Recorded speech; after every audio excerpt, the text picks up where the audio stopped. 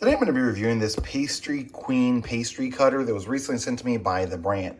So I'm going to go ahead and open this up, show you everything that it's going to come with inside, give you the measurements on how big it is, comfort of the handle, all of those sorts of details that are important when you're looking to buy a new pastry cutter. Now, obviously, the pastry cutter can be used for a variety of other things besides just for cutting pastry. So you could use this to like chop up butter inside of a bowl. If you're doing a stick of butter, you could use it for mixing, like those sorts of things.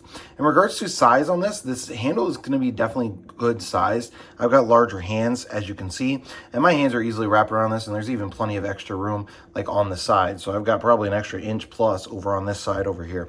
So if you've got larger hands, this will certainly work for you. Now you can see here, these are just going to be metal. So this isn't going to be like sharp. I'm going to grab a piece of paper here just to kind of show you that this isn't going to be like sharp as in it will cut you or anything like that. But this is designed for like mixing, for cutting up those pastries, of course, as well. So let me grab a tape measure here to give you the measurements on the size of this pastry cutter, and then also try it out on a couple of different options. So I just want to first show you that it's not going to be like sharp, like as in, sharp like a knife. So I've got a piece of paper here, and I'm just going to kind of roll it on top of here. And you can see here that it is, although it is making like lines on there, it's not actually, like cutting through the paper. So again, that's not what this is going to be designed for. So if that's what you're expecting, depending on what you're using this for, it's not really for that. This is only going to work for like cutting through soft pastry. So whether you're trying to make like pizza strips or whether you're trying to make like, French toast strips or something like that, that's what this is going to work best for. It's going to cut the pastry out between there. Then you can also use it for like a stick of butter or something like that. So let me show you how that's going to work. So I just got a partial stick of butter here. Again, I got my cutting board out. So I'm just going to kind of unwrap this and I'm just going to cut through this just to show you how this is going to work in regards to cutting. So this is going to be about centered on there. So that should be relatively good on there. And let's just go straight down. And you can see that I'm easily cutting all of the way through there. So that's what this is going to be designed for. So you could use it for things like this if you wanted to. You could also use it, maybe you're cooking and you've got butter like this and you want to, mix it up in your bowl or something like that. That would easily work with this.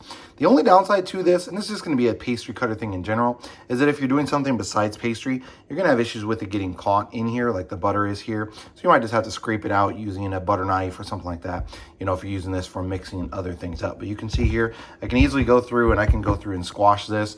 And if I wanted to make it even smaller, I could certainly do that. Let me just pull that out and like to do that again. So you can see I could easily go through and do this. So if I'm cooking something, I can easily chop it up, make it a lot smaller to make it easier to blend in with the mixer, that sort of a thing, whisk, whatever the case might be. So let me grab you the measurements on this here real quick. So measurements on this, on the handle itself across the top is going to be right at 5 inches. So definitely plenty big. And then just from the handle to the bottom is also going to be about 5 inches across. It's going to have a curvature of about an inch or so. So that's going to be the edge from there to where it's going to be flat here. So it's going to come up about an inch. It will sit upright, but not the best in the world. You have to like kind of set it a little bit at an angle. You set it that way, it kind of falls.